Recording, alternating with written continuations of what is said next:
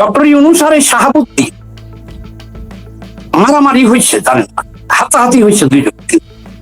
এই ঘটনাটা সামনে আসতেছে না, আমি ডকুমেন্টস জোগাড় করতেছি। ডক্টর ইউনূসের সাথে তখন উনি ইয়াতে ছিল, ওই যে ইসলামী ব্যাংকে ইনি একদম ফ্রি স্টাইল মারামারি হয়েছে, হাতাহাতি। তাও আবার কি লেনদেন নেয়, ঘুষের লেনদেন। ডক্টর ইউনূস হলো যে ক্যাটাগরির লোক, ডক্টর ইউনূস তো একজন খালি দুর্নীতিবাদী না, এটাকে আপনি শুধু দুর্নীতিবাদ করলে হবে না। ছলে বলে কৌশলে অনেকে আছে না, নিজের স্ত্রীকে দিয়া শিল্পপতির কাছে পয়সা থেকে সুবিধা নাই। এনার ডক্টর ইউনূসের চরিত্র এটাই, ওনার যত সম্পদ থাক চাইরানার সুবিধা নেওয়ার জন্য উনি যে কোনো ত্যাগ স্বীকার করতে পারেন। আর শাহাবুদ্দিন সাহেব একই ক্লাসের, এই জন্য যত ধরনের অপমান করা যায় এই চুপ্পু সাহেবের থাপড়ের ব্যথা এখনো কিন্তু আছে ডক্টর ইউনূসের। তখন ডক্টর ইউনূস ক্ষমতায়, আর ইনি শেখ হাসিনার ছায়ায় তখন। আচ্ছা, ডক্টর ইউনূস এই মবও পাঠিয়েছিল ওনাকে পাইতে পারতেন, বিএনপির কারণে এবং সুশীল সমাজের কারণে তখন কিন্তু এত বড় সাহস ওই পোলাপানের ছিল না। পোলাপান তো জানতো না যে বঙ্গভবন ঘেরাও দেওয়া যাবে, কারণ প্রেসিডেন্টের আন্ডারে একটা রেজিমেন্ট থাকে, এটা আমরা জানি, তারাও জানি। এটা পাঠিয়েছিল কিন্তু ইউনূস সাহেব, কিন্তু সেখানেও পরাজিত হয়েছে। যাই হোক, সেটাই বলছি যে ডক্টর ইউনূস আসার সাথে সাথে ওনার পদত্যাগ করা উচিত ছিল। উনি আবার বলেও না, অপমান হইয়া আবার এটা বলেও যে আমার লোকে দেখা করে নাই, আমার কথা বলতে দেয় নাই, আমার চিকিৎসা করতে দেয় নাই, আমার খাইতে দেয় নাই। এটা কত বড় লাভ। অভিযোগ গুলো দিল কার কাছে? আচ্ছা, তারেক রহমানের কাছে। আরে তারেক রহমান তোমাকে সমর্থন করছে, একটা কথা আছে না, ওয়াজ হইতেছে, একজন বক্তা বসে রয়েছে, সব চলে গেছে, বলছে বাবা ওয়াজ শেষে হুজুর বলতেছে বাবা সবাই চলে গেছে, তুমি বসে রয়েছো। আরে ভাই মাইকটা দেন তো, মাইকের জন্য আমি বসে রয়েছি। এখানে ওর স্বার্থ আছে দিকে আছে, ওনার গুণের কারণে কেউ ছিল না। শাহাবুদ্দিন সাহেবকে তারেক রহমান সমর্থন করছে নিজের সিকিউরিটির জন্য, যে ওই হালাই বইরা যদি বসে যায় প্রেসিডেন্ট হইয়া কে ইউনূস কিন্তু আমরা শেষ। এই জন্য একেবারে নিকুণ্ঠ সমর্থন শাহাবুদ্দিন সাহেবকে দিছে চুপ্পু সাহেবকে, আওয়ামী লীগের জন্য না, শাহাবুদ্দিন চুপ্পু সাহেবের এমন কোন ব্যক্তিত্ব বা গুণের জন্য না, এটা উনি বুঝতে পারে নাই। এখানে একটু বললি, তাহলে তো আওয়ামী লীগকে নিয়ে, আওয়ামী লীগের 14-15 বছরের বা 16 বছরের শাসনকে নিয়ে ইউনূস আর শাহাবুদ্দিনের মুখ দিয়ে এনসিপি জামাতের চেয়েও বেশি বলিয়েছে, এনসিপি জামাতের চেয়েও বেশি বলেছেন রাষ্ট্রপতি শাহাবুদ্দিন, এবং গুরুত্বপূর্ণ জায়গায় সংসদ ভবনে, বিভিন্ন সভা সেমিনারে, হ্যাঁ, এবং এনসিপির যে আন্দোলন 24 আন্দোলন, সেই আন্দোলনকে চমৎকার ভাবে স্বীকৃতি দিয়েছেন আমাদের এই মহামান্য রাষ্ট্রপতি, সাবেক রাষ্ট্রপতি। যাক, আমরা রাষ্ট্রপতি নিয়ে আর কিছু বলবেন? আমরা ইউনূস সাহেব কি আছেন কোথাও? একটা কথা বলি আমি, রাষ্ট্রপতি একেবারে বিএনপির নীতি নির্ধারণী সিদ্ধান্তটা ছিল ইউনূসীয় আমলে, আমরা জানি সেটা, যে একেবারে প্রেসিডিয়ামের বৈঠকে শাহাবুদ্দিনকে, একটা বিড়ালকে বিশ্বাস করা যাবে মাছ দিয়ে, তাকে বিশ্বাস করা যাবে না, কিন্তু আমাদের যতক্ষণ প্রয়োজন তাকে রাখতেই হবে। কাজেই বিএনপিও সময়ের অপেক্ষায় ছিল। 17 বছর পাইলা বসে তাকে প্রেসিডেন্ট বানাইছে, তার মুখ দিয়ে যখন আওয়ামী লীগের বিরুদ্ধে এই ধরনের কথা গেছে, তখন তাকে এত বোকা তারেক রহমান তাকে বিশ্বাস করা যায়? আপনি করবেন, আমি করবো, কেউ করবে না। ওই জন্য ওনাকে দিয়ে সব বলানো হয়েছে, বলিয়ে এখন বাস, এখন প্রেসিডেন্ট নাই। চুপ্পু সাহেব এটা বুঝলেন না। উনি যদি বলতো যে না 17 বছর আমি ছিলাম, বা আমি তো আজীবন ছিলাম, তাদের বিরুদ্ধে আমি বলবো না, তাহলে তার থাকার সম্ভাবনা ছিল এখানে, যে লোকটা তো নীতি আছে, নীতি আছে, পদত্যাগ করতে পারতেন। ইউনূসের সময় আপনি জীবনের সংখ্যার জন্য পদত্যাগ করেননি, আপনি বিএনপির সময় তো পদত্যাগ করতে পারতেন। যে আমি এগুলো বলতে পারবো না, বলবো না। ছি ছি ছি, মানে একেবারে উনি যে সমস্ত কথা বলছে, আমি আপনাকে আবারও জাতির, উনি যদি বলতো হাসিনা আমলের বিরুদ্ধে এগুলো বলতে পারবো না, তাহলে বিএনপি তাকে সম্মান, এই লোকটা চোরের দল হোক বা চোর হোক, তারপরে একটা নীতি আছে, নীতি আদর্শ ঠিক আছে, ঠিক আছে, রাখুক আর না রাখুক। আর এখন তো দেখা যাইতেছে কতগুলো খারাপ হয়ে যায়, নটি বা বেশ্যাদেরকে টাকা দিয়ে আপনি সবই করে যেতে পারেন। এটা হলো এই পর্যায়ের লোক, এটা আমাদের দুর্ভাগ্য। এরকম লোক প্রেসিডেন্টও হয়েছে, বাস্তবতায় এদের সম্পর্কে আমার কথাও বলা লাগতেছে। যাই হোক, এখন ওনার বিদায়টা খুবই অসম্মানজনক ছিল, লজ্জাজনক হয়েছে, লজ্জাজনক হয়েছে। এর থেকে ওনাকে টাইম বেঁধে দেওয়া হয় নাই, ওনাকে হঠাৎ করে বলা হয়েছিল 24 ঘন্টার মধ্যে পদত্যাগ করতে। কিন্তু উনি মুড়ামুড়ি ধরাধরি অনেক কিছু করছে, বাংলাদেশটা কিন্তু ওনার পদত্যাগ নিয়ে 36 ঘন্টা একেবারে রুদ্ধশ্বাস একটা অবস্থা সৃষ্টি হয়েছিল।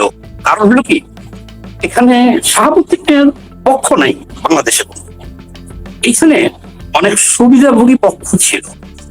কাজেই সেনাবাহিনীর ভিতরের কথাটা আমি বেশি সামনে আনবো না। সেনাবাহিনীর ভিতরে 3 মত ছিল। একমত ছিল উনি থাকবেন, আর একমত ছিল যে উনি লন্ডন যে শেখ হাসিনার সাথে বৈঠক করছে, এই অভিযোগ যেহেতু আসছে, এটা সামনে আনতে হবে। আর একমত এক গ্রুপ ছিল, কোনো কথা নেই, সরকার, এটা আওয়ামী লীগের ছিল, নতুন সরকার আসছে, এনারা চাই না উনি থাকবেন। কিন্তু এটা নিয়েও কিন্তু আপনি তো জানেন না, পুরা দেশ একেবারে রুদ্ধশ্বাস ছিল যে কোনো মুহূর্তে, এটা অনেকেই জানে না, ক্ষমতার পট পরিবর্তন হয়ে যেত এই ইস্যুকে নিয়ে। ওই বৈঠকটাই বাংলাদেশের ভাগ্য নির্ধারণ করছে এবং এই প্রেসিডেন্টের ভাগ্য নির্ধারিত হয়েছে। অনেক বড় হিচিং হয়েছে এটা, কিন্তু ওনার যে ভক্ত অনুরাগী ভালোবাসার লোক আছে এজন্য না। মনে রাখবেন, সেনাবাহিনী, নৌবাহিনী, বিমান বাহিনী, পুলিশ বাহিনী 100% বিএনপির না, 100% লোক তারেক রহমানের চায় না।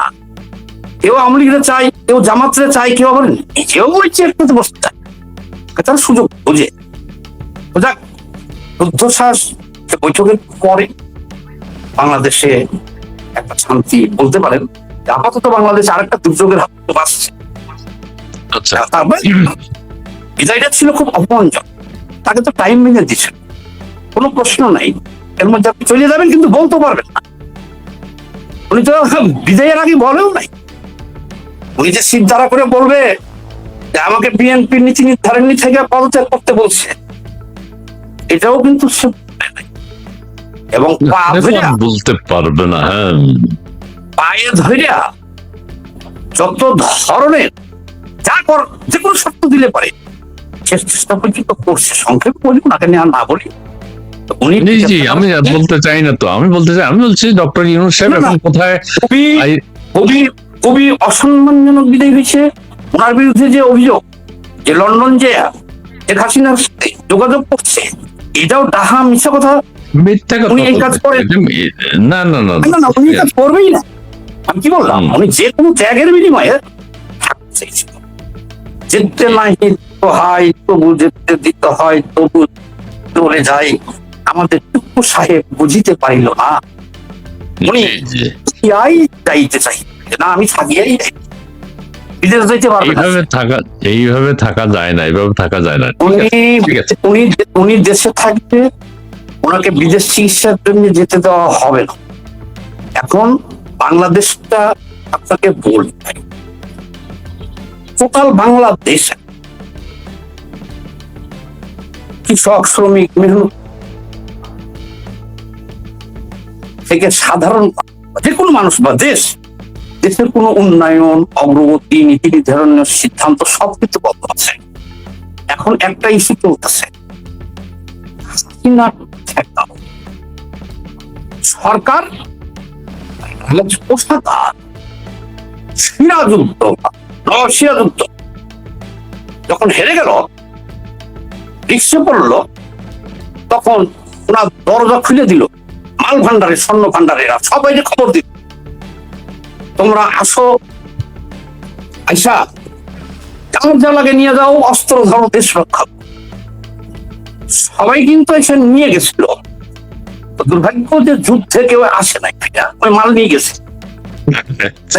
এখন শোনেন, হাসিনা ঠেকাও আন্দোলনে সরকার কিন্তু রাজপ্রসাদ আর খুলে দিচ্ছে, বলছে তুমি ওই দিনকে 48টা দল আরো ডাকছিল, যাইনি আমরা, বলছিল যাই নাই, 48টি দল। তাদের মধ্যে এমন দলের প্রেসিডেন্ট আছে, ওনাকে অনেকদিন আমাদের বারান্দায় থাকতে দেই না, ওই ইয়ারে বলে দেই, সিকিউরিটি দেয়, এই মাঝে মধ্যে চুরি হয়, মোবাইল টোবাইল, এই নেতারা এখান থেকে সরাও, উনি মাইক লাগায় প্রায় দিনই, ওইটা একটা দলের প্রধান, নামটা নাই বলে গেছে। এরকম দলের লোককেও ওই দিন দাওয়াত দেওয়া হয়েছে। এবং আমরা যদি সেদিকে না যাই, প্রেসিডেন্টের কথাটা শেষ, প্রেসিডেন্টের কথা এখন যদি ডক্টর ইউনূস সাহেব কোথায় আছে আপনার কাছ থেকে একটু শুনতে চাই। আর আইরিন খানের নাম কেন উচ্চারিত হচ্ছে?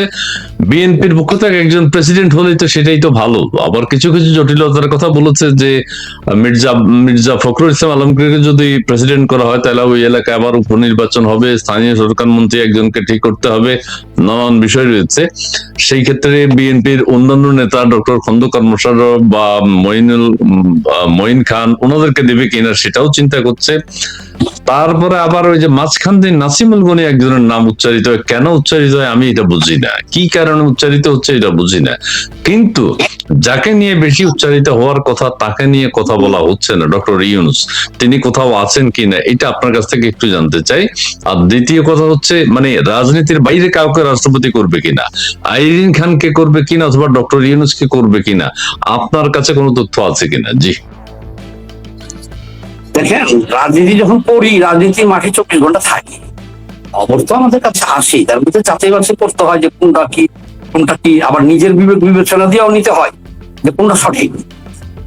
আচ্ছা, এই তথ্যটা কি কেউ জানে বাংলাদেশে, যে ডক্টর ইউনূসকে প্রশ্ন করা হয়েছিল, যে লোকটা প্রশ্ন করছিল ওনাকে, আচ্ছা আপনি হইলেন একজন সেকুলার মানুষ, আস্তিক টাইপের মানুষ, কিন্তু আর তারেক রহমান বিএনপির দল, আওয়ামী লীগের পরে এখন তো বাংলাদেশের মালিক তারাই পাই সারা দেশের, আপনি তারেক রহমানের হাতে ক্ষমতা না দিয়া বা সমর্থন না দিয়া জামাত শিবিরের দিকে দিলেন কিভাবে? এটা একেবারে ডক্টর ইউনূসের খুব আপন কথাটা পরে ফাঁস করছে, বলছে দেখো আমি দেশের মঙ্গল চাই, শেষ করো আমারে, বিএনপির হাতে ক্ষমতা যে দিব এটা পরে বুঝবো, এটা দেওয়াটা আমাদের উচিত হবে না।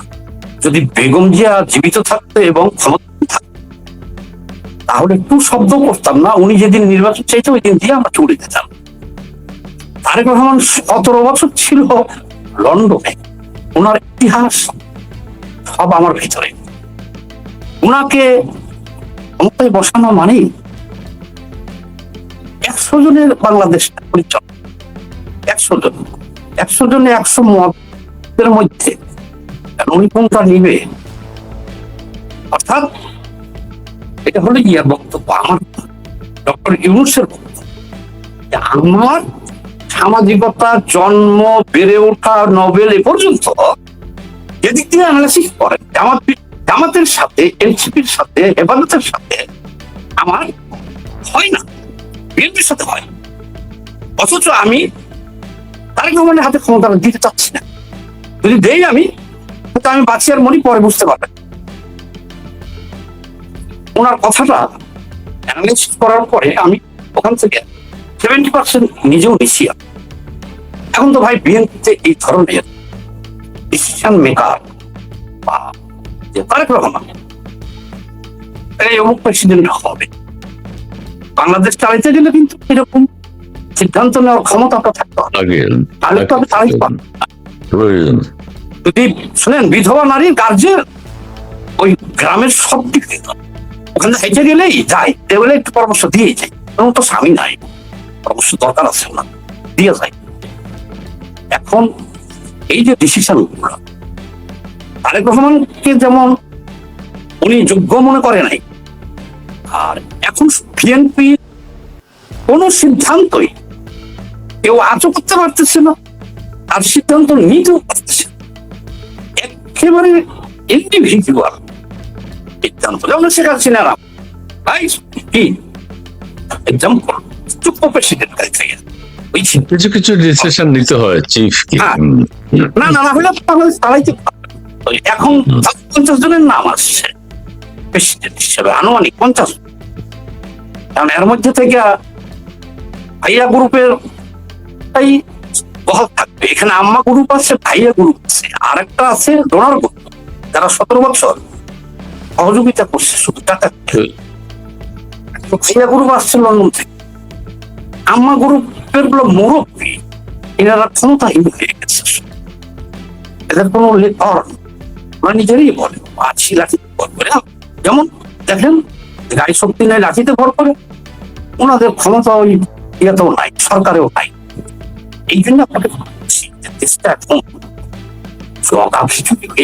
যেমন শেখ হাসিনার এক ধমকে, শেখ হাসিনা বলছে কি বলছে, আমি প্রেসিডেন্ট হলে কি বলবো, আমি প্রেসিডেন্ট হলে কি এই রাজদরবার খুলে দিতাম। এখন তো এখন যে একটা ইউনিটি, আজকে একটা প্রোগ্রাম ছিলাম আমার ফেসবুকে দেখছেন, এখানে বাংলাদেশের মোটামুটি সাংবাদিক জগৎ এবং যেমন মানে হয় সাইফুল হক, আরো যারা ওই যে বাম যারা ছিল, লাইন ছিল, যারা ক্ষমতায় যাইতে পারে নাই, বিশাল একটা সাংবাদিক সোহরাব হোসেন সহ ছিল, সব চ্যানেল ছিল,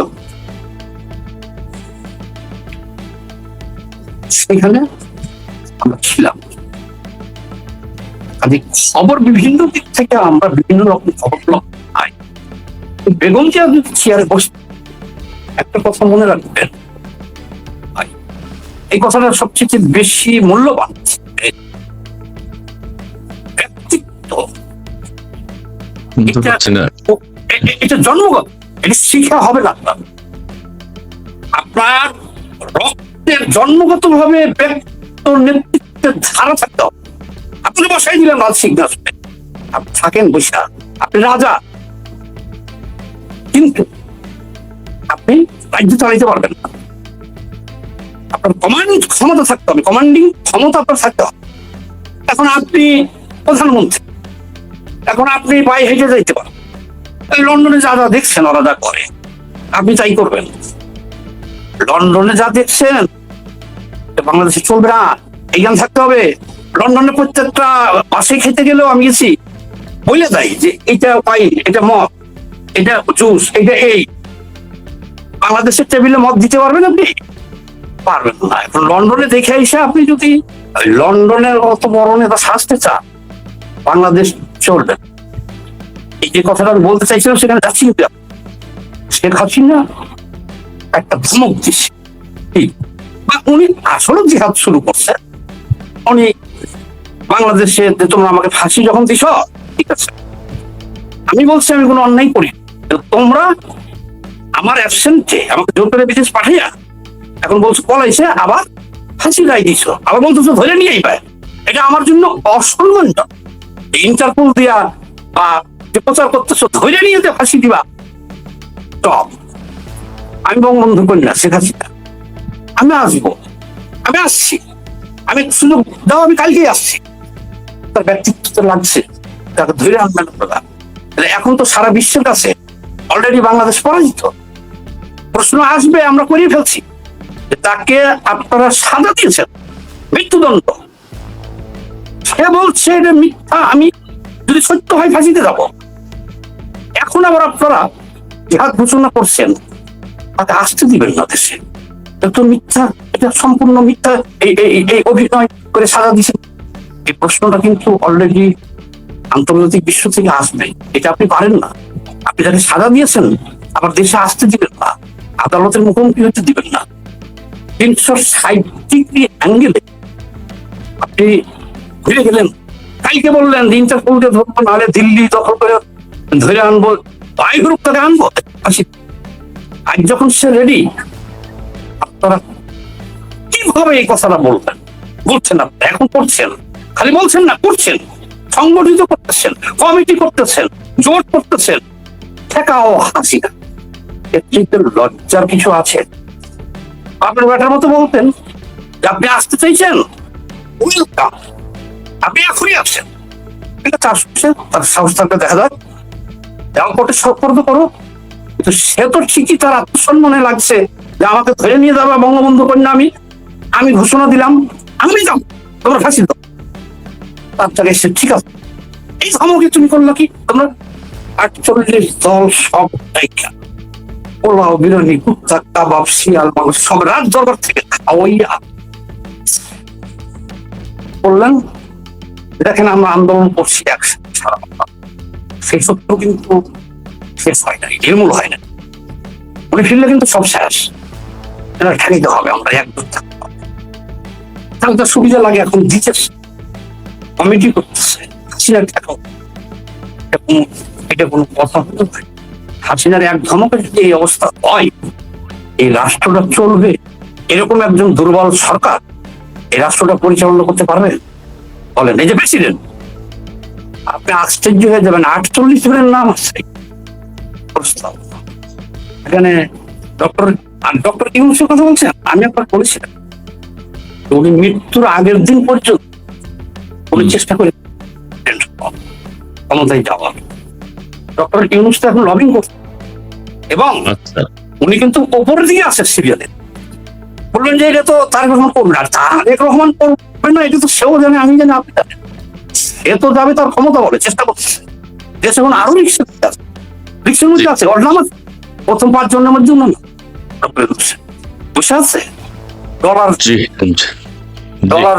জি সামদ ভাই, তার মানে ইউনূস সাহেব চেষ্টায় আছে একটা, ঠিক আছে। আপনার সাথে, আপনার কাছ থেকে আপনাকে আমি মাঝখান দিয়ে পাইনি, গাজী নজরুল ইসলামের বিষয়টা পার হয়ে গেছে, আমি ওই সময় আপনাকে পাইনি। ওই সময় একটা হট আইটেম ছিল সেটি, কিন্তু আপনার বক্তব্য আমি শুনতে পারিনি। এখন অনেকে বলছেন এই যে গাজী নজরুলের বিষয়টি ধামাচাপা পড়ে গেছে, প্রেসিডেন্টের পদত্যাগটা সামনে আইসা ঝামেলা হয়ে গেছে। আসলে গাজী নজরুল বেশি দিন থাকতে পারেনি, সত্যি কথা বলছেন। সামাদ ভাই, ইসমাইল ভাই কেমন আছেন? অনেকদিন পর আপনার প্রোগ্রামে আসলাম, আপনাদের শুভেচ্ছা। তহিদ টিপু জি, ধন্যবাদ আপনাকে। শুনেন, গাজী সাহেব মোটামুটি জামাতের মধ্যে যদি 10 জন লোক ভালো থাকে, তার মধ্যে উনি গাজী ভাই উনি ভালো লোক, সব দিক দিয়েই খারাপ না, ভালো, সবার মধ্যে কিছুটা ভালো। কেন বলছি আমি কথাটা? গাজী সাহেব উনি, হ্যাঁ, গাজী সাহেব মনে করেন যে ওই যে বালিকা ধর্ষণ করতে যে ধরা একটা না, তো উনি কি বলে নিয়ে গেছিল এটা তো জানে না জাতি। উনি গেছে চাকরির সুপারিশ নিতে, সুপারিশ তো নিচ্ছে। তারপর বলছে যে তুমি কি ভোটের আগে আমাদের বক্তব্য জানো? হ্যাঁ, জামাত সমর্থন করলে বা ভোট দিলে তাদের বেহেস্ত দেওয়া হয়, তোমার হচ্ছে সুপারিশ দিলে এখন বেহেস্ত কি? বেহেস্ত তো মরার পরে, মরার পরই বেহেস্ত পাইবা, এই কথা কি আমরা ঘোষণা দিচ্ছি? আর তুমি মরার পরেই নিও, কিন্তু এখন তো তুমি যে দেখবা বেহেস্ত খানা বলছো। হ্যাঁ, এটা তো ঠিক, ভোটের আগে আপনারা বলছেন যারা ভোট দিকে সমর্থন করবে তাদের বেহেস্ত দিবেন, চলো কত নিয়ে গেছে বেহেস্ত খানায়। মানে একটা হোটেলের রুমে আটকেই আপনাকে বলাৎকার করছে। আমাদের কিন্তু অনেক আগ থেকেই তো ওদের সাথে সম্পর্ক, ওই দিন শুধু হোটেলের টানা, তো অনেক আগ থেকেই বাসায় যাওয়া আসা, হোটেলে যাওয়া। বলতে দেন, ওই একটা না তো, আমাকে বলতে দেন।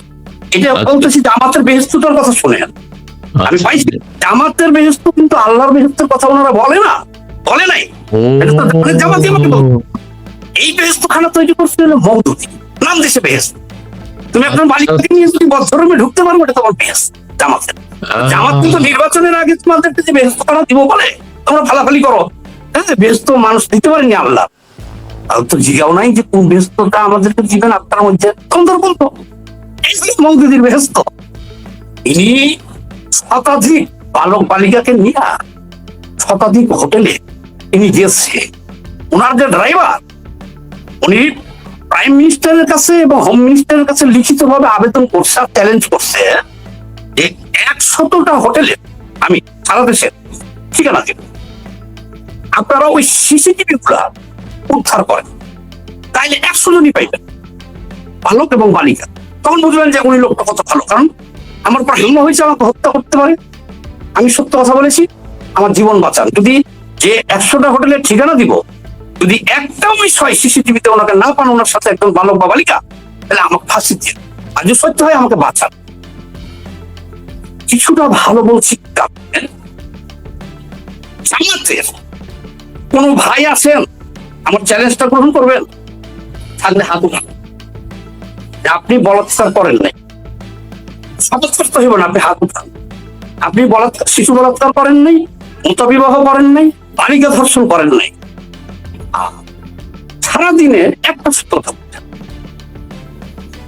যদি আমার এই চ্যালেঞ্জ নেন, এটা প্রমাণ করবো কেমনে? আপনি যখন চ্যালেঞ্জ দিবেন, আপনার বলাৎকারের, আপনার বালিকা ধর্ষণের আমি একবারে ডকুমেন্টস উপস্থাপন করবো। যদি না পারি, রাজনীতি ছাড়বো, কানে ধরে উঠবুস করবো এবং জামাতকে ফেরেশতা ঘোষণা করে চেষ্টা করবো।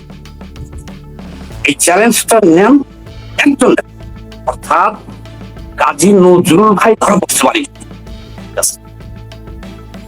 একজন জামাতি চাই আমি, যে ওটি পড়ে না বা ওনার চেয়ে একটু কম আসেন। তো কদিন আগের ঘটনা জানেন কি ঘটনা? শিবির নেতা কেন্দ্রীয়, উনি ওই এক বালিকাকে ধর্ষণ করে পেট বাজিয়ে ফেলছে। তারপরে বলছে যে বিয়ে করবো, তো আগে বাচ্চা না তো একটা জারজ হয়ে যাবে, আমরা ইসলাম পন্থী। নিজে ওষুধ কিনে এনে দিচ্ছে, এমন ব্লিডিং হয়েছে ওই মহিলা মরে যাওয়ার দশা। বিয়ের ডেট দিচ্ছে শুক্রবার বিয়ে করবো। উনি নিজে নিজে আত্মগোপন করে বলছে গুম হয়ে গেছি বৃহস্পতিবার, উনি নাই। এতে আমার আপত্তি নেই, এ পর্যন্ত ঠিক আছে। সংসদে দাঁড়িয়ে একজন এমপি বলতেছে কুমিল্লায় একজন শিবির নেতা সামান্য একটু কি করছে, সামান্য একটু করছে, এটা নিয়ে বিএনপির ভাইরা সারা দেশে হইচই করতেছেন। এবার আসেন, সেখানে ৭৭ জন এমপি সমর্থন করছে ওনার বক্তব্য। একটা নারী অবৈধভাবে প্রলোভন দেখায় প্যান্ট বাজিয়ে ফেলছে, এটাকে তারা বলছে সামান্য ঘটনা, আমার সামান্য করছে। মানে করার সময় মনে হয় উনিও ছিল, দেখছে করছে, আর উনিও করে। যে লোক এই ৭৭ জনের কি সেই হিম্মত আছে, ছিল, ক্ষমতা ছিল যে শিবিরের এই নেতাকে বলার এটা অন্যায় করছো? পারছে বলতে? কিভাবে বলবেন? ওনারা তো এদের শেষ শিখছে। তোমারটা যখন বলে দিবে, ওই যে ১০০ জনের ড্রাইভারদের খেপাইছেন যেটা মিথ্যা এআই দিয়ে করছে, ড্রাইভার করছে আমি ১০০টা সিসিটিভি এবং ১০০টা যদি প্রমাণ না হয় আমাকে ফাঁসি দেন। এদের কেউ কাউকে খেয়ে পায় না। এই যে সারা দেশে এত বলাৎকার হয়, কোন জামাতিদের দেখছে করতে, প্রতিবাদ করলে লগে লগে ওরে একবারে সারা বিশ্ব ভাইরাল করে দিল যে হারামজাদা, আমি করছি, একটা টাকা নেই দেখে কমপ্লিট ডেলি করছি।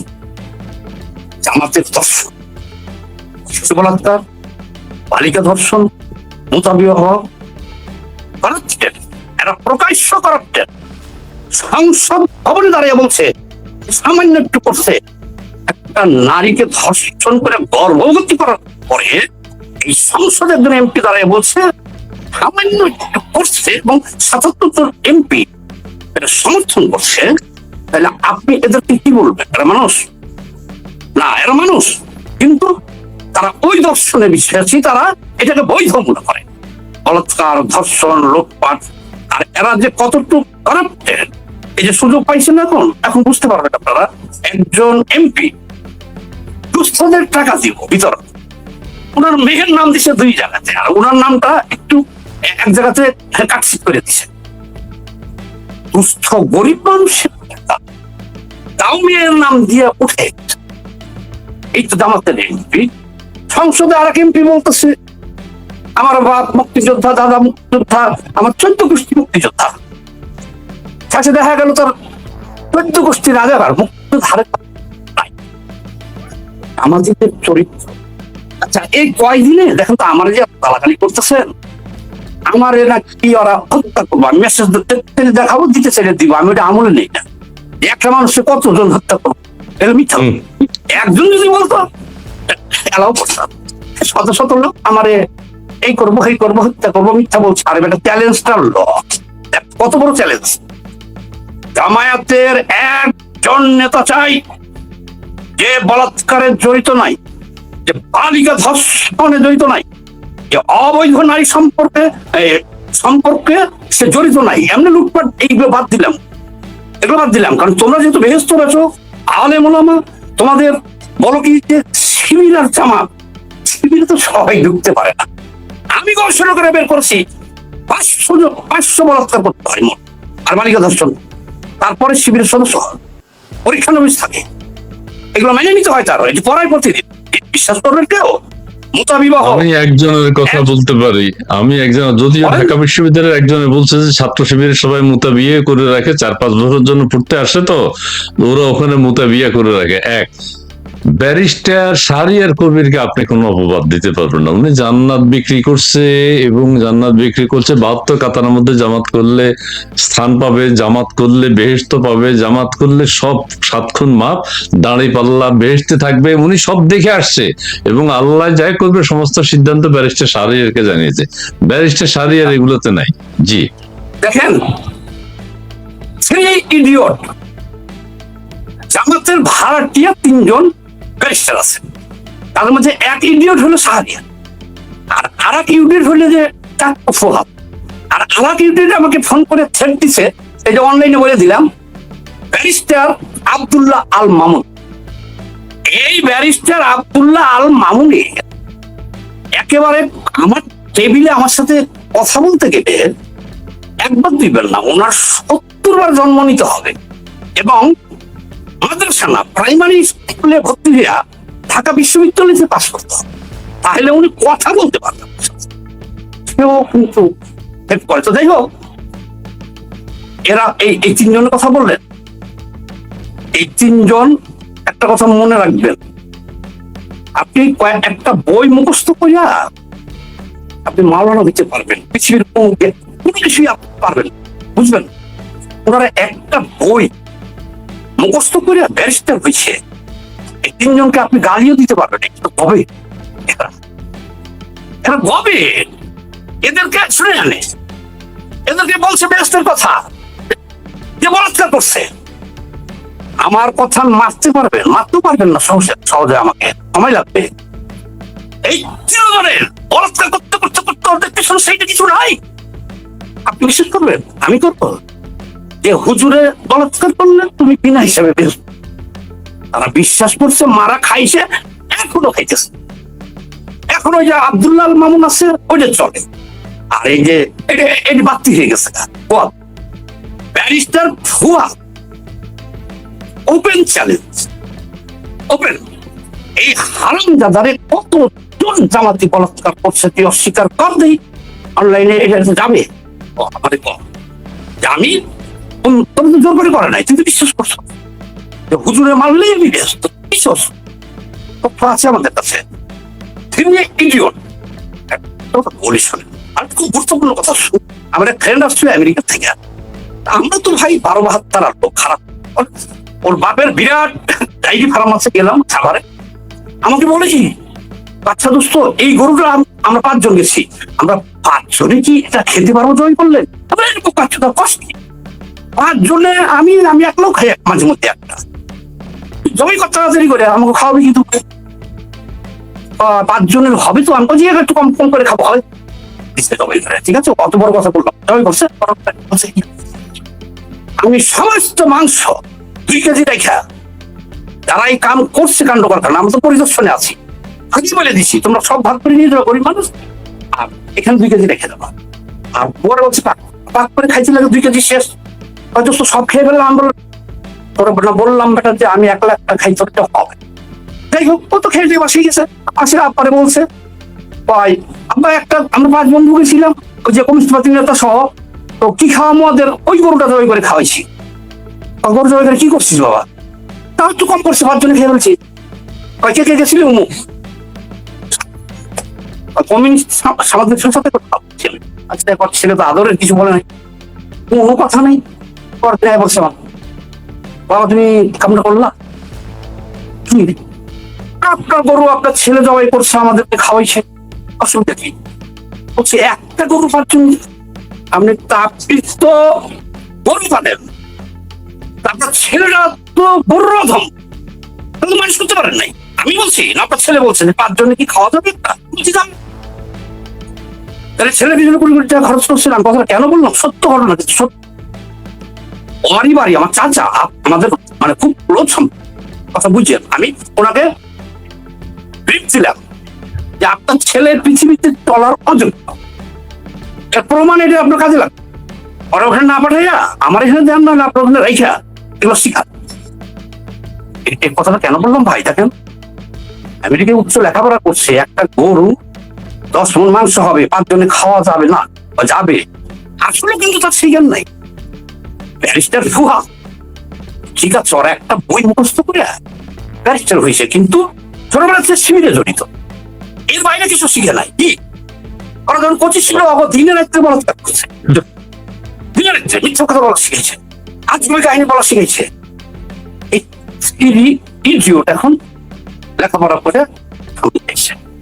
বাংলাদেশের মানুষ তো ব্যারিস্টার নামের পাশে দেখলে সম্মান করে, নড়ে ফিরে বসে। এটাই ওদের হলো। আপনার সামনে বসুক, আমার সামনে বসুক, দেখবেন ওরা যে কথাটা বলে বেস্ট দিয়ে দিবে। ওরা কিন্তু সত্যি জামাতের লোক করে না, জামাতের যারা উপরে আছে ওরা আসল ঘটনা জানে। এই ইডিয়টরা কিন্তু জানেন না। ওদের ব্যস্ত দিব বলে ওদের সাইড কিছু রাখছে মেয়ে, চেহারা যখন সুন্দর ছিল তখন, এখন ধরে চলে না। চাহারিয়ার যতই কিছুই করে চল, পকেট থেকে টাকা বাইর করে তাই কি জন্য ভোটে ঘুষ দিতেছে প্রকাশ্য, ভিডিও ভাইরাল। তারপরে জামাতিদের মধ্যে ওদের কোনো বলে না, বাড়তি জিনিস বলে না। ওরা জানে যে এগো কাছে নিলে আমাদের এই হবে, এই সালারা চলবে না। ফুয়াদকে বের করে দিছে, হেভি বাটিতে যে আছে সাহারিয়ার দলের কোনো গুরুত্বপূর্ণ নাই, কারণ ওরা মায়ের সাজ করে দিচ্ছে। ওরা এদিকে আইস আরেকটা জন্ম নিছে নতুন আব্দুল্লাহ, ব্যারিস্টার। সে বলে কি, ওর বক্তব্য শুনলাম, আমাকে ছেড়ে করছে। তারপরে আবাবিল পাখি, আবাবিল পাখি কিভাবে আল্লাহর রাসূলের পক্ষে যুদ্ধ করে বিজয় করে দিল, সেই গল্প উনি বক্তব্যে বলতেছে। এবং সে এই বিশ্বাস ধারণ করে যে জামাতের সাথে আবাবিল পাখি আল্লাহ পাঠাবে, দিল্লি দখল করবে তারাই, ইমাম মাহদী তাদের মধ্যে থেকে। এটা তার বক্তব্য আছে, দেখে যে মনে প্রাণে এটা বিশ্বাস করে।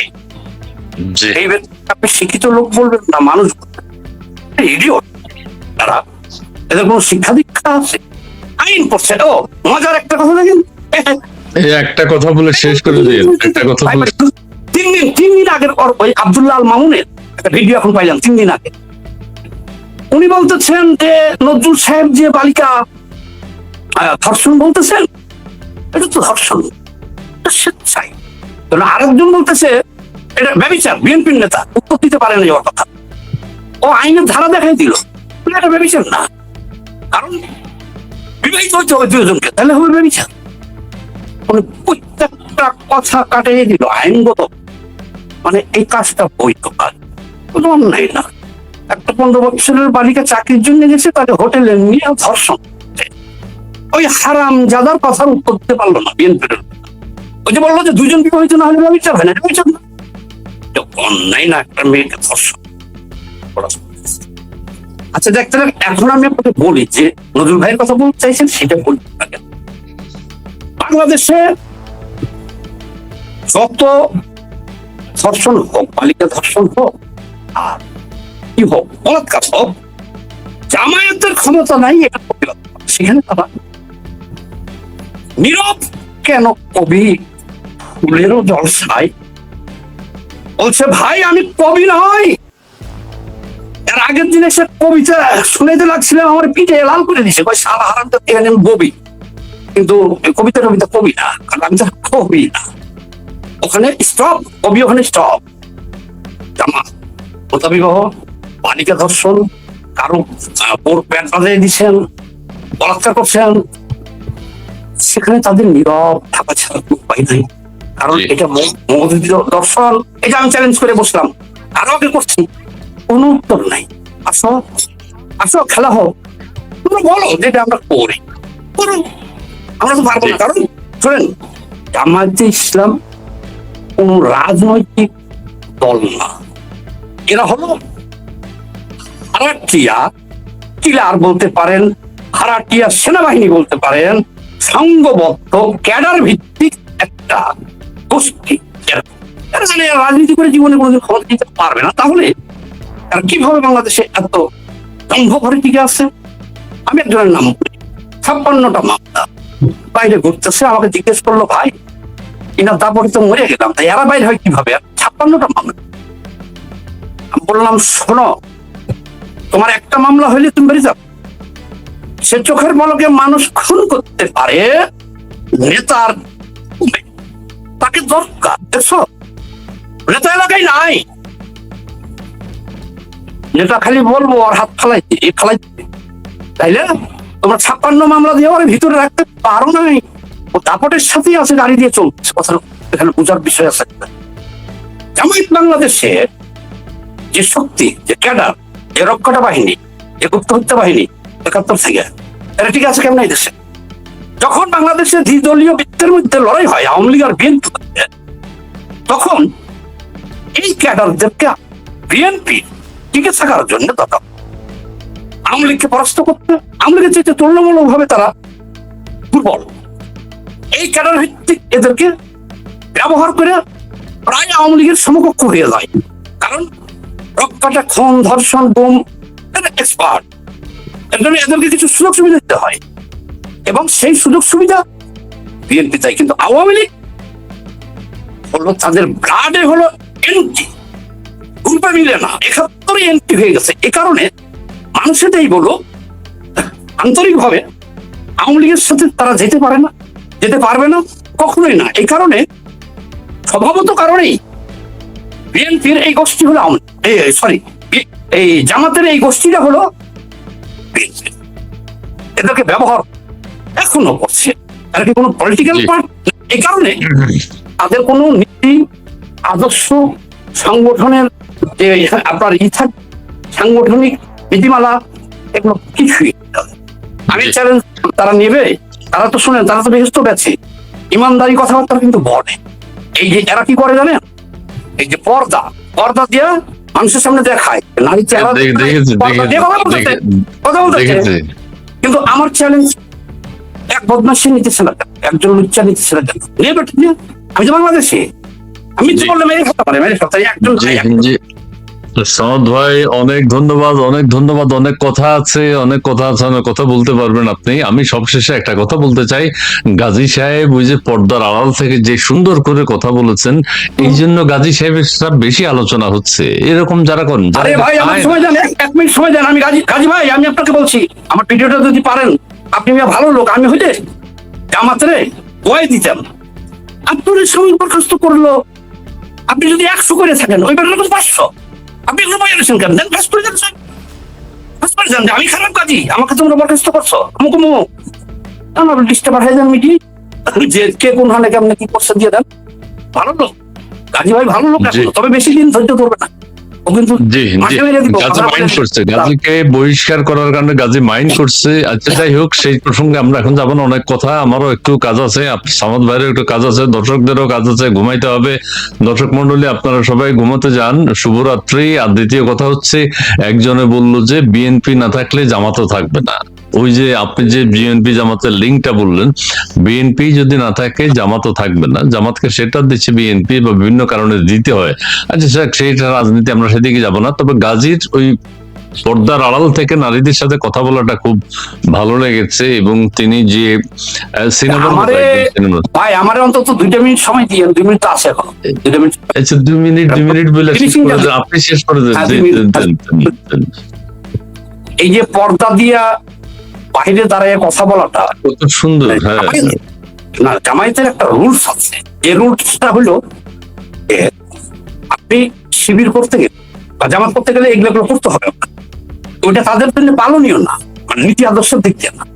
সমাজকে ব্ল্যাকমেইলিং করার জন্য সর্বোচ্চ পর্যায়ে ধার্মিক কাজে করার দরকার, এটি বাধ্যতামূলক কিন্তু জামাত শিখতে। এটা হলো জনগণকে ব্ল্যাকমেইলিং করার জন্য, কিন্তু তাদের নিজের জন্য এটা বাধা, নিজে করতে পারবে না এটা বলা হয় না। যেমন ধরেন আমি বলি, শিবির করতে গেলে কয়জন রক কাটছেন, কয়জনকে হত্যা মামলা আছে, মোতাবিবাহ কয়টা করেছেন, বলাৎকার কতজন করেছেন, বলাৎকারের শিকার হয়েছেন কতবার, এগুলো হলো তাদের ডিপলি শিবির করার, আবার শিবির থেকে জামাত আরো কঠিন এগুলা। কিন্তু ওদের এই যে যেটা বললাম, একজন জামাতি দেখাতে পারবেন এর মাথায় টুপি নাই, মুখে দাড়ি নাই, কাপড় নিচে কাপড় নাই, সুন্নতি লেবাস নেই, এটা আপনাকে করতেই হবে জামাত করতে। কিন্তু ব্যক্তিগত জীবনে আপনার উপরে কোনো রেস্ট্রিকশন নেই। মানুষের দেখলে নামাজ পড়ো, আর না দেখলে পড়ো না, তুমি বলাৎকার করো না, এটা কিন্তু শিবির তো আমাদের লোক আছে, তাদের উপরে তো এটা নাই, রুলস নাই, তারা যা খুশি তাই করতে পারে। সামন্ত ভাই ঠিক আছে, এটা আপনি বলতে পারবেন, 3 ঘন্টা বলতে পারবেন। আপনার একটা শেষ কথা এক ওয়ার্ডে বলবেন। আমার ওই ড্রাইভিং লাইসেন্স পরীক্ষা, বুঝছেন, একটু বেরোতে হবে। বনি আমিনের বিষয়ে কিছু বলেন। আপনি যে পুরস্কার ঘোষণা করলেন, এক লাইনে একটু শেষ করে দেন। এই যে বনি লাইনটা আপনি আলাদা করছেন কেন? বনি লাইন হলো একজন তামাতি, ওই বনি আমিনের রকম মাইরে মাইরে ওরা শেষ করে ফালাই দিচ্ছে ডাস্টবিনে। ও এখন পৃথিবীর যেখানেই থাক যেখানেই থাক না কেন, এর ভিতরে বলি একটা হাফ প্যান্ট পরে একটা স্যান্ডো গেঞ্জি গায়ে দেয়, গায়ে দিয়া যত উলঙ্গ নারী আছে পৃথিবীর, উলঙ্গ নারীকে আমি অশ্রদ্ধা করছি না, শ্রদ্ধা করি, তাদের ভিডিও আসে আর ইসলাম প্রচার করে। কি বলে ইসলামের সৈনিক আমি। ওই যে শুনেন জাপানে যে মেয়েকে দেখে নারীকে দেখলে কলিজা ঠান্ডা হয়ে যায়। শুনেন কত বড় বড় পুরস্কার ঘোষণা করছে জানেন? জামাত জিতলেই কোটি কোটি টাকা পুরস্কার, তারা ভগবান নির্ভর নাই, 1 টাকা দেয়ও নাই। 1 টাকা ঢাকা বিশ্ববিদ্যালয়ের স্বাধীন পাস করলে 40 সাল ছাত্রের জন্য ক্যান্টিন ফ্রি। হ্যাঁ না না, এ হলো একজন জামাতি বদমাইশ লুচ্চা। আপনি জামাত দেখতে চাইলে অরে দেখেন, তাহলে হয়ে যাবে। ইসলাম প্রচার করবে, বেহেশতে যাবে, পকেটে টাকা নাই, তাহলে মসজিদে থাকতে হবে। যেমন যে কি করবো, ভিডিও কি বানাইলো আল্লাহর ঘরেই একটু শিখলাম, কিন্তু ওখানে যে কিন্তু পায়ে ধরছে, হুজুর আমি একজন মুসলমান, জামাত করি, পকেটে টাকা নাই, হোটেলে থাকতে আমার একটু থাকার জায়গা দেওয়া হবে, যাবে থাক।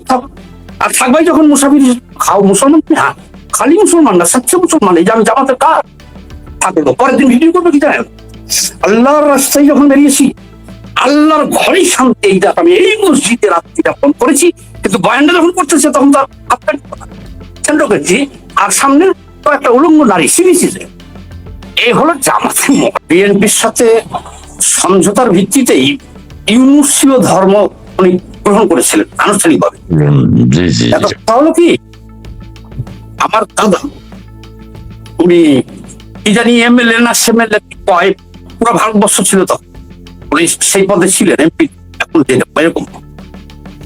তো উনি বলে গেছে, যেমন ধরেন ওই চেয়ারম্যানের যে সবচেয়ে বিশ্বস্ত, তুমি তাকে দলে বলে পৌঁছলে তোমার দলে ফিরে। বললাম দাদা তাহলে তো ওকে যদি লোভ প্রলোভন দেখায় আমার দলে ফেরাই, তাহলে তো ও আমার সাথেও বিশ্বাসঘাতকতা করতে পারে। বলছেন না, ও 24 ঘন্টা মরিয়া হয়ে প্রমাণ করতে থাকবো যে আমি যে ওরে ত্যাগ করছি, অরিজিনাল ভাবে ত্যাগ করছি এবং আপনাকে গ্রহণ করছি, এটা 24 ঘন্টা তোমাকে সে প্রমাণ দিতেই ব্যস্ত থাকবে। আমি যে সলিড তার সাথে বিশ্বাসঘাতকতা করে আপনাকে পীর মানছি, এর প্রমাণ করতে আর কি দিলাম, তোমার জন্য একটা প্লাস। 24 ঘন্টা সে নিজে আতঙ্কিত থাকবে, তোমাকে সবসময় এটা অযোচিত, তারপর তাকে নজরদারিতে রাখবা, তাহলে তুমি অনেকগুলো সুবিধা পাইবা। যেমন ধরেন আমাদের বাংলাদেশে যারা মুসলিম হয়েছে, এরা কিন্তু তরবারি নিয়ে সরাসরি মোদিকে জয় করতে চায়, আমাদের জয় করতে চায়, নাস্তি জয় করতে চায়। কিন্তু যারা মুসলমান বুঝো, তারা অতটুকু নেকেট ভাবে পড়ে না। কারণ হলো ওরা তো ধর্মত্যাগ করে, ওরা এমনি মুসলমান। তো আর মুসলিমকে 24 ঘন্টা প্রমাণ দিতে হয় যে না আমি সত্যি ইসলাম ধর্ম গ্রহণ করে। এই জন্য রিস্ক নিয়ে কথা সাহেব উনি যে শেখ হাসিনাকে ফ্যাসিস্ট বলছে, বলতে পারছে, ও একটা পৃথিবী, এদেরকে কুলাঙ্গার বলা তো ঠিক হবে না, কুলাঙ্গার হলো ভিন্ন জিনিস। আচ্ছা, একদম মানে ব্যক্তিত্বহীন, অনেক ব্যক্তিত্বহীন, গোবরে পদ্ম ফুল ফুটে না। উনি লেখাপড়া করছে, কিন্তু তার মানে এই যে তার ফল এখন পাইতেছে, সামনে আরো পাবে। সে লোক তো বলতে পারতো ডাইরেক্ট যে বঙ্গবন্ধুর অনুসারী আমি, যুবলীগ আমি, আওয়ামী লীগ আমি, শেখ হাসিনা দল করছি আমি, শেখ হাসিনা দল করছি আমি। আমি আওয়ামী ধর্মে বিশ্বাসী 70 বছর ধরে। রাতারাতি তো বাবা ধর্ম ত্যাগ করলে কেউ বিশ্বাস করবে না, ত্যাগ করবো না। আমাকে চাইলে রাখো, না চাইলে না রাখো, আমার তো ইতিহাস জানোই তোমরা। আমি তো শেখ হাসিনাকে ফ্যাসিস্ট বলতে পারবো না, কারণ তো আমি বড় ফ্যাসিস্ট। আমি 70 বছর ধরে ফ্যাসিস্টের অনুসারী। একদম ব্যক্তিত্ব সম্পন্ন কথা হয়েছে। জাতিসংঘের মহাসচিব ওনাকে স্যালুট, কেউ গায়ে হাত দেওয়ারও সাহস পাইবে না। উনি যখন বলা শুরু করছে বিগত ফ্যাসিস্ট সরকার গুম এ তো 2 টাকার পালা কুত্তা, এ তো ব্যক্তিত্ব বলে প্রেসিডেন্ট হয় নাই। হ্যাঁ হ্যাঁ, চিনতে পারে নাই শেখ হাসিনা। হ্যাঁ, শেখ হাসিনা ওনার কাছে বেশি আশা পাই। আমি কোন কথাটা বলতে চাইছি ইসমাইল ভাই, আপনি তো একজন ইন্টারন্যাশনাল প্রজেক্ট, এই জন্য আপনাকে আমি জিনিসটা তুলে ধরলাম যে ওনার এইভাবে একেবারে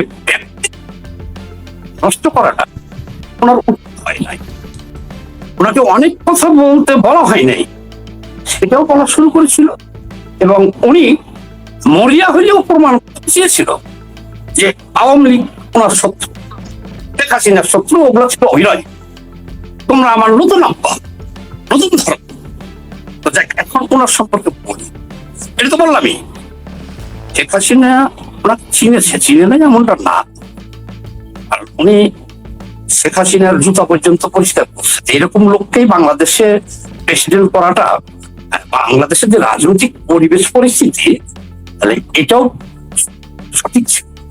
এটা ঠিক আছে, শেখ হাসিনা চলে গেছে, ওনাকে পদত্যাগপত্র দেওয়া বা একটা ফোন করা বা জিজ্ঞাসার কি মনে করে নাই, এখন পর্যন্ত প্রয়োজন মনে করে নাই। কারণ উনি তো জানে যে হুই is that man person is the president. বিধায় তার সাথে কথা বলার কোনো সুযোগ প্রয়োজন নাই। এখন আপনি আমাকে জিজ্ঞেস করলেন, কি জিজ্ঞেস করলেন বলেন? এখন আমি আপনার সাথে মিলিয়ে আমি একটু বলি, আপনার প্রেসিডেন্টের পদত্যাগটা সম্মানজনক হতো, এটা তো হয়নি, সম্মানজনক হয়নি। সম্মানজনক হতো অনেকে বলছেন যদি যখন 5ই আগস্টের পরে দেশের এই ম্যাচাকার দেখলো, বঙ্গবন্ধুর স্বাধীনতা, দেশ, আওয়ামী লীগ, সাধারণ মানুষ জ্বালাও পোড়াও, উনি যদি জীবনের ঝুঁকি নিয়ে পদত্যাগ করতেন সেটা একটা হতো। আচ্ছা ঠিক আছে, করেন নাই। উনি বঙ্গভবনে ছিলেন, উনি বঙ্গভবনের ভিতরে ডিম পোচ খেয়েছেন, ঘাসে পায়চারি করেছেন, কোনো কথা বলেননি। এবং যখন কথা বলতে পেরেছেন তখনও তিনি রাষ্ট্রের পক্ষে বা দেশে যে এত ম্যাচাকার হলো সেই বিষয়ে কোনো কথা বলেননি। ওনার দুঃখ হলো যে ওনাকে ঈদের নামাজ পড়তে দেয়নি, ওনার ছবি নামিয়ে নেওয়া হয়েছে, ওনাকে চিকিৎসার জন্য বিদেশ যেতে দেয়া হয়নি, আরো ইত্যাকার, মানে সম্পূর্ণ ওনার পার্সোনাল বিষয়। দেশ যে ধ্বংস হয়ে গেল, দেশ যে পাকিস্তানিদের হাতে চলে গেল, দেশে যে এত ম্যাসাকার হলো, বঙ্গবন্ধুর মাথার উপর যে ভাস্কর্যগুলো ভাঙলো এবং যা খুশি তা করেছে, একটা কথাও তিনি বলেননি। আপনার কথার সাথে মিলিয়ে আমি বলতে চাই ওনাকে যেটা বলছেন আর কি। তারপরে ওনার পদত্যাগ সম্মানজনক হতো যদি বিএনপি সরকার ক্ষমতা আসছে উনি বলতে পারতেন যে আপনাদের মধ্য থেকে কেউ রাষ্ট্রপতি হোক, আমি তো ভিন্ন মতাদর্শের, আমি তো ওই পন্থী, বা আমি যেইভাবেই হোক আমি স্বাধীনতা মুক্তিযুদ্ধ বঙ্গবন্ধুকে ভালোবাসি, আমি পদত্যাগ করলাম, বা যে কোনো কারণ দেখে তিনি পদত্যাগ করতে পারতেন, সেটাও সুন্দর হতো। তিনি কিন্তু নির্বাচনের আগে বলেছেন নির্বাচনের পরে তিনি পদত্যাগ করবেন।